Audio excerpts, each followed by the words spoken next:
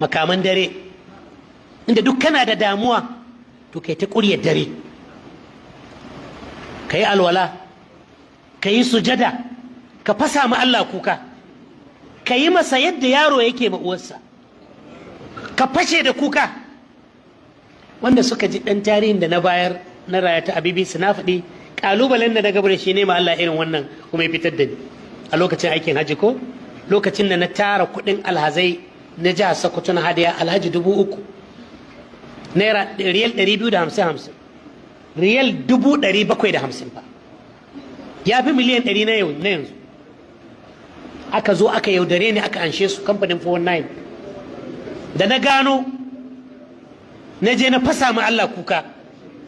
wallahi ina cikin heman na aka dawo da kuɗin.